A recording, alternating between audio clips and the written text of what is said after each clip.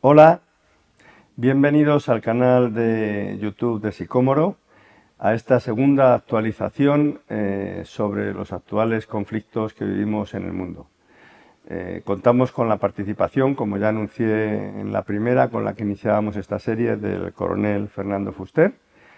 Y hoy nos vamos a centrar en un aspecto muy específico y que es de bastante actualidad y que él ya mismo anunció en la primera de estas actualizaciones, que es el tema tan traído y tan llevado estos últimos días de la utilización de armas de largo alcance, de misiles de largo alcance para occidentales, para atacar Rusia en profundidad, y si se autoriza, no se autoriza, etcétera, etcétera. Entonces queremos entender bien qué es lo que esto significa, y para eso contamos con la colaboración del coronel. Así que bienvenido, coronel. Muchas gracias a la Fundación también. Y yo empezaría preguntándote qué es lo que está sucediendo de verdad con todo esto, porque vemos secretarios de Estado que viajan, que tal, que no sé Sí, qué, que se cuestionan. Está el asunto bastante candente, aunque ahora parece que ha bajado un poquito, pero lo que está sucediendo es que el presidente ucraniano, Zelensky, quiere poder utilizar los sistemas de armas, en concreto los misiles de largo alcance, que le han proporcionado tanto norteamericanos como británicos como franceses. Estamos hablando de los misiles ATACMS y estamos hablando del Storm Shadow, y en el caso de Francia es el Scalp EG. Bueno, ¿qué quiere hacer con esos misiles? Poder atacar en profundidad al interior de Rusia a los objetivos militares que considere oportuno. Actualmente tiene limitado ese uso solamente al interior de Ucrania y en determinados casos de defensa, como el que vimos que pasaba al norte de Kharkov, esas incursiones que intentaban los rusos para poderse defender y que no hubiera un santuario al otro lado de la frontera. Los occidentales le han autorizado el uso defensivo de este armamento, pero no en profundidad. ¿Cuál es el argumento que maneja el presidente Zelensky?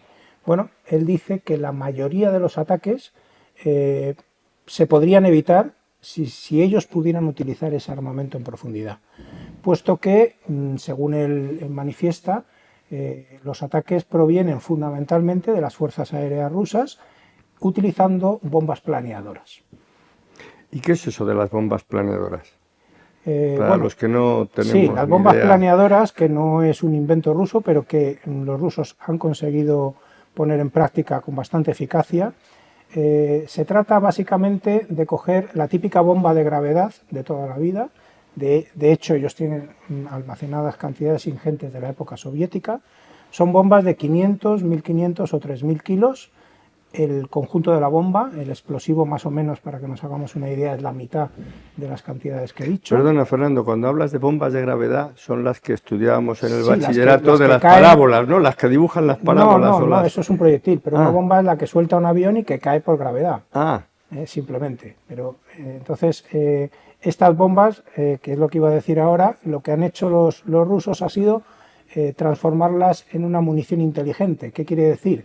Que le han dotado de unas alas desplegables. Cuando la bomba se desprende del avión, se abren unas alas que han acoplado a la bomba y tienen un sistema de guiado y de navegación que les permite dirigirlas hasta un objetivo. Entonces el avión, a una cierta altura, suelta esa bomba y va planeando, por eso se llaman planeadoras, va planeando hasta llegar al objetivo. ¿Qué es lo interesante de este armamento desde el punto de vista del que lo usa? Primero, que es barato, es muy barato, es abundante, ya digo que tiene una cantidad ingente, y sobre todo son muy difíciles de interferir. Entonces, claro, para este conflicto se ha transformado, se ha revelado como un arma muy interesante para las fuerzas aeroespaciales rusas. Además, lo importante de esto es que las lanzan a una distancia, a más de 70 kilómetros aproximadamente, y esa distancia queda fuera de los sistemas antiaéreos de los ucranianos. Con lo cual, la maniobra desde el punto de vista de la aviación es bastante fácil y poco peligrosa. Entonces, para que nos hagamos una idea, ahora mismo están lanzando del orden de 2000 bombas de estas al mes, lo que viene a ser un poco menos de 70 al día. Claro, esto fundamentalmente cuando te cae una bomba de 750 kilos de explosivos, 700 kilos de explosivos o 1200 kilos de explosivos encima, nos podemos imaginar que aplana perfectamente un edificio, ¿no? Entonces, esas bombas son especialmente útiles para determinados objetivos puntuales o bien determinadas fortificaciones de primera línea, ¿no? Que están, de hecho, en Avdiivka, que es lo que se conquistó en febrero, fueron definitivas, ¿no? Pero vamos a ver, si te he entendido bien, si quedan fuera del alcance, ¿por qué se quieren utilizar los misiles occidentales? Ese por un lado. Y por otro lado, te quería preguntar también por qué son tan difíciles de interferir. Sí, vamos a ver, dos cosas. Primero, si quedan fuera del alcance,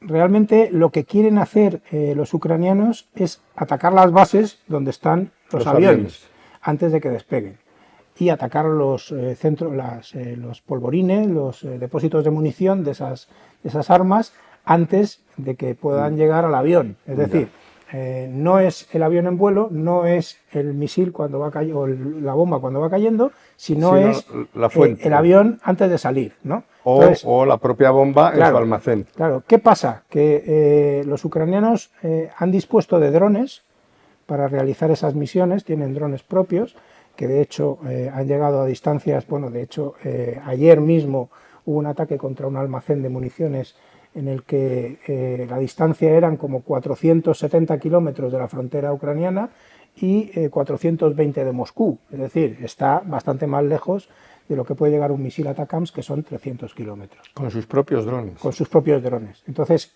la paradoja es, si con sus propios drones pueden hacer eso, ¿por qué recurren o por qué piden la utilización del armamento occidental, ¿no? Entonces, el quid de la cuestión es que los rusos, conscientes de que les estaban atacando con los drones, lo que hicieron fue mover el 90% de su aviación a 300 kilómetros, más allá de 300 kilómetros de distancia, con lo cual, y eso es lo que podemos ver en el mapa, si vemos un momentito el mapa, se ve perfectamente cómo desde la frontera ucraniana queda una línea de 300 kilómetros, a partir de la cual ya despliegan los aviones que van a golpear en Ucrania. Como decía, efectivamente parece poco razonable el que Zelensky haya solicitado el usar esa munición de largo alcance cuando ellos disponen de drones, de elementos suficientes para, o por lo menos elementos para poder llevar a cabo ese ataque.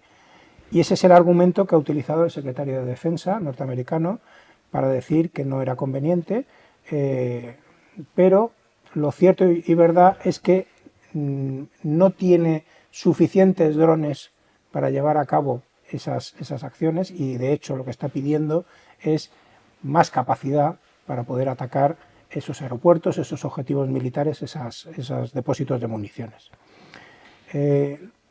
Hay otro análisis, que es una versión que determinados analistas tienen, de que lo que está buscando Zelensky es intentar sobrepasar las líneas rojas que está marcando Putin, de manera que lo que pretenden es una sobrereacción por parte de Rusia que sea bastante contundente y provoque la entrada de la OTAN y como consecuencia de Estados Unidos en el conflicto.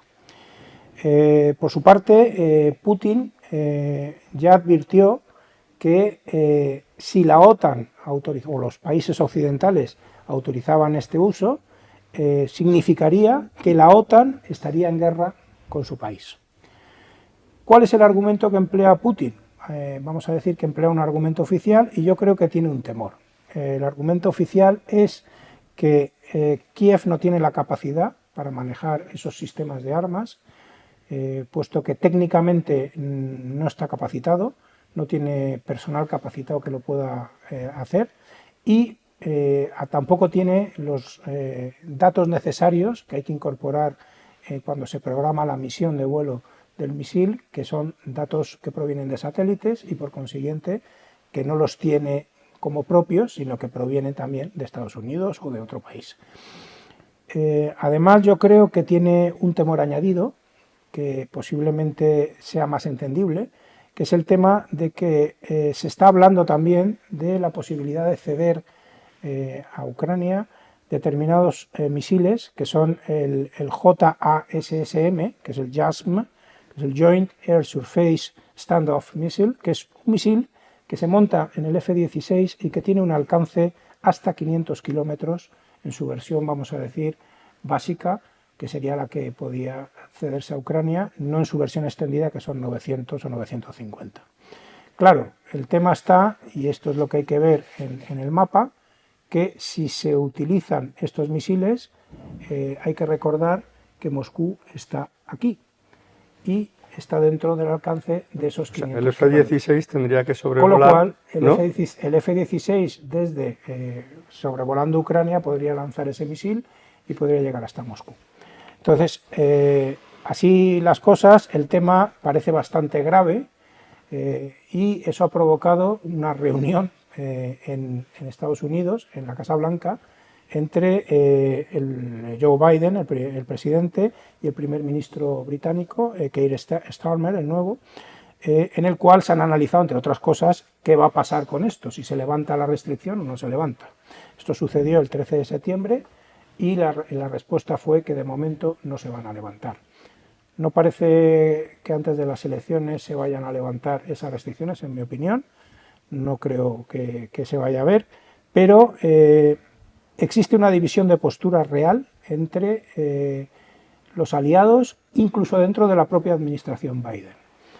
Por un lado tenemos a Estados Unidos y Alemania que no quieren levantar la restricción, y por otro lado tenemos al Reino Unido y Francia que sí quieren levantar la restricción.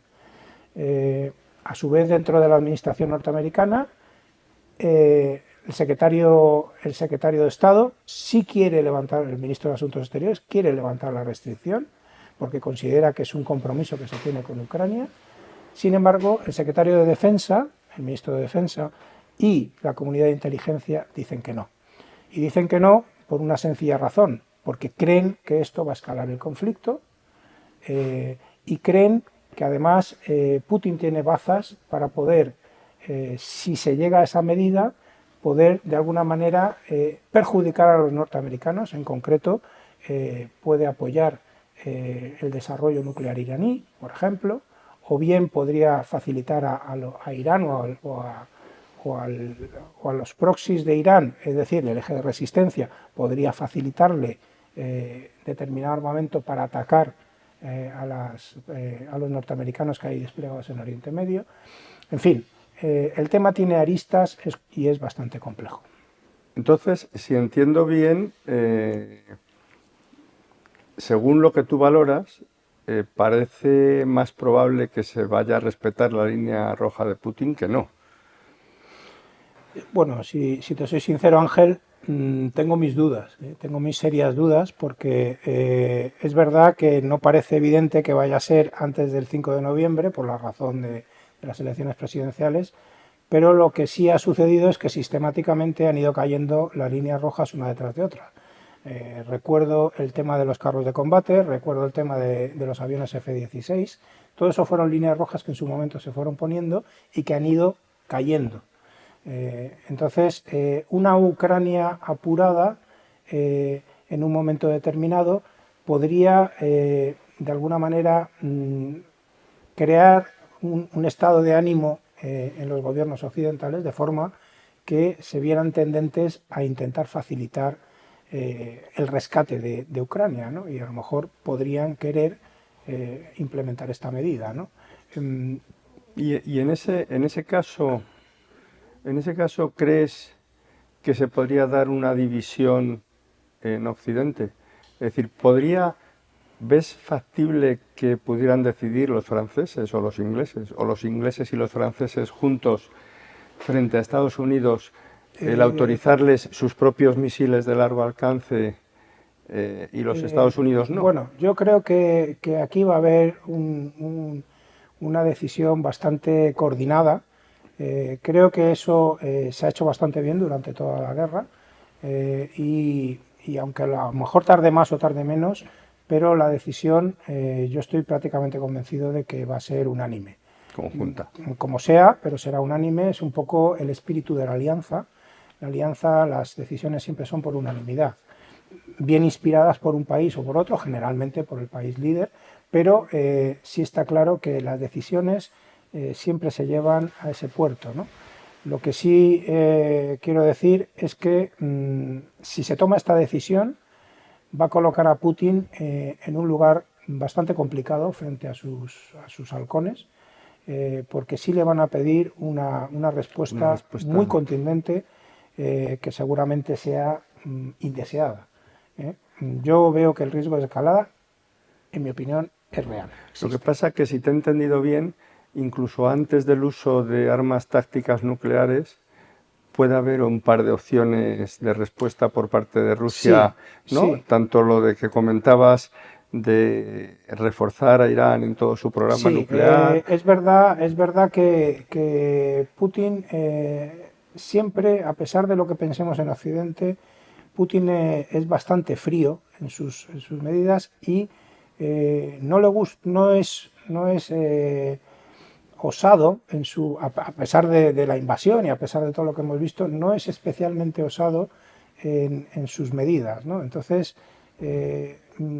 curiosamente, es una buena noticia que esté él, porque si hubiera otro mucho más radical que él, a lo mejor estábamos hablando de otras cosas, ¿no? Muy bien, coronel, pues muchísimas gracias de nuevo. Espero a todos los seguidores en el canal de YouTube que os haya satisfecho esta nueva actualización. Y nada más, daros las gracias, dar las gracias al coronel y hasta la próxima. Gracias.